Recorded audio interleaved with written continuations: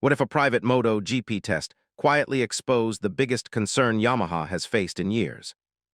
From a reporter's perspective, the story begins with an unexpected development inside Yamaha's tightly controlled testing program.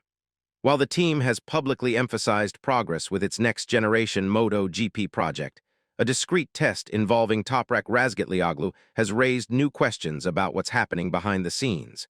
This wasn't a public demo run or a promotional stunt. According to internal sources, Yamaha arranged a closed-door test at a time when many in the paddock believed development efforts had slowed. The moment the news leaked, analysts immediately took notice, not because Toprak was testing, but because Yamaha typically avoids giving a rider of his caliber access to machinery still undergoing fundamental changes. That unusual choice alone suggested something bigger was unfolding. It didn't take long for speculation to spread. Was Yamaha trying to validate sudden concerns? Were they testing a performance gap they couldn't ignore? Or did they need an elite external benchmark? Reporters covering the event noticed the silence from Yamaha's engineers, who declined to offer any details beyond standard statements. And for a team under pressure after several disappointing seasons, that silence spoke volumes. The circumstances surrounding this hidden test set the stage for a deeper issue, one that would only become clearer once the details of Toprak's performance began surfacing. From a journalist's standpoint, Toprak Razgatlıoğlu isn't just another test rider. He's one of the most decorated and distinctive talents in modern racing. His meteoric rise in World SBK, built on an unmatched braking style and an instinctive ability to control a sliding motorcycle, made him an outlier in the best possible way. For years, analysts questioned why Yamaha never gave him a legitimate MotoGP opportunity. Now, with the team looking to rebuild its competitive foundation, Toprak suddenly became essential. But this call didn't come during a headline-grabbing press conference. Instead, Yamaha quietly arranged the test in a way that avoided major media attention. The timing raised additional intrigue. Why now? Why under the radar? And why with a rider whose aggressive technique has historically pushed Yamaha's machines to their limits? For many reporters, the answer seemed clear. Yamaha wanted a brutally honest evaluation from someone who wouldn't adjust his style to flatter the machine. They needed someone who would ride it at the edge and immediately reveal its weaknesses. As Toprak arrived at the test, sources noted a calm but focused demeanor. This wasn't a debut, it was an assessment mission. And Yamaha, fully aware of Toprak's capacity to expose hidden flaws, appeared prepared for hard truths. What they didn't expect was just how significant those truths would be. From the reporter's angle, the Aragon test played out like a scene the public wasn't meant to see. Conducted over 2 days with minimal staff and no official documentation released, the session revolved not around lap times, but around behavioral data.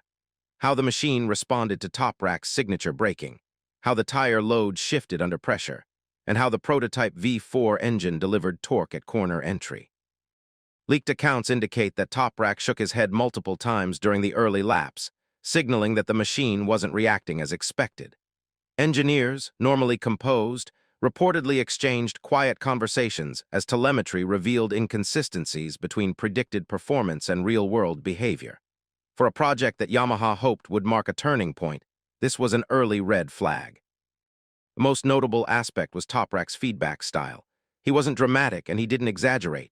Instead, he gave direct, almost clinical explanations about the front-end behavior, the braking stability, and the unexpected resistance the bike gave him during transitional moments.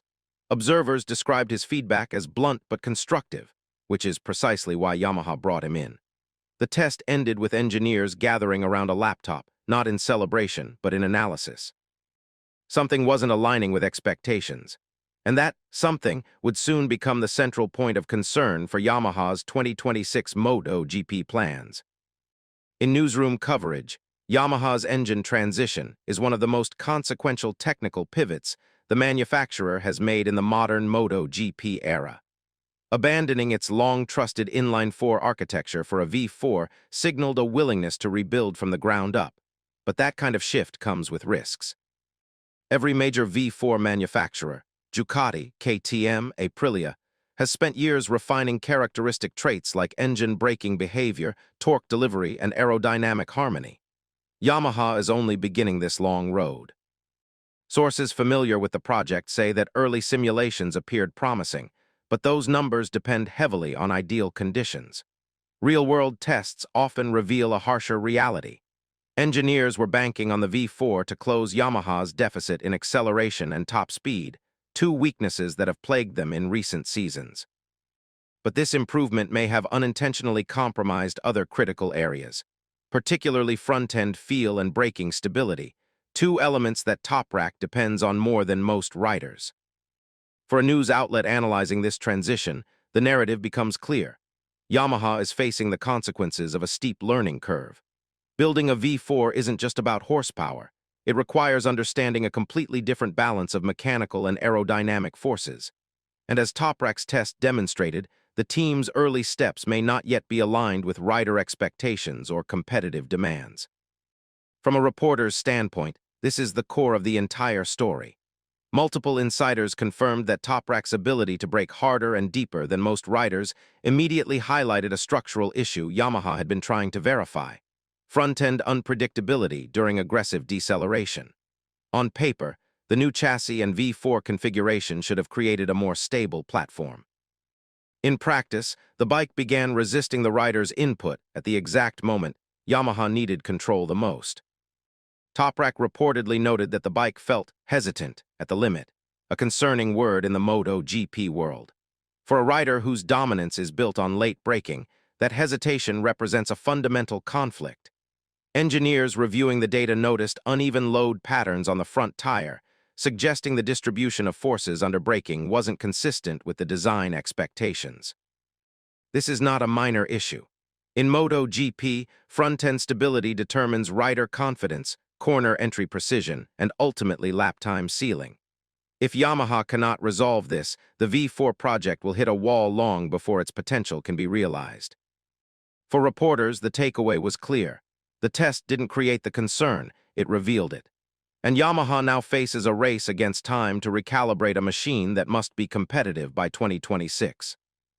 Journalistically, the implications extend far beyond a single test session. Yamaha has endured multiple disappointing seasons, with shrinking results and growing pressure from factory rivals. Bringing in Toprak wasn't just about testing, it was about validation. If he could adapt and flourish, Yamaha would have proof that the foundation of its V4 project was viable. Instead, his difficulties suggest deeper challenges that could affect all future riders. This concern becomes even more pressing when considering Yamaha's limited rider pool. The factory team needs a machine that can suit not only elite talents, but also developing riders entering MotoGP for the first time. A bike that only works under narrow conditions is a strategic liability. Reporters covering Yamaha's trajectory have repeatedly emphasized that the team's struggles are not isolated incidents. They represent systemic issues in development pace, adaptability, and long-term planning. And Toprak's test, despite being private, reinforces that narrative. His honest feedback gives Yamaha crucial data, but it also highlights how far the project must evolve before it can be considered competitive. From a reporting perspective, Yamaha's next steps carry significant weight. The upcoming Valencia test will offer a more public glimpse into whether the team has begun addressing the issues Toprak identified. Engineers are now under intense pressure to refine the front-end behavior, modify load distribution, and adjust the aerodynamics interacting with the braking zone. The broader paddock is watching closely. Rival manufacturers are reportedly curious about how Yamaha plans to navigate this transition, especially since major transformations rarely unfold smoothly. For Toprak, the next phase will involve adapting his style while Yamaha works to shape a machine that complements it rather than contradicts it. From an analytical perspective, this period will determine Yamaha's competitive trajectory for years to come. If they overcome the early setbacks, the V4 project could become the cornerstone of a new era. If not, the team risks falling further behind at a time when MotoGP's competition is fiercer than ever.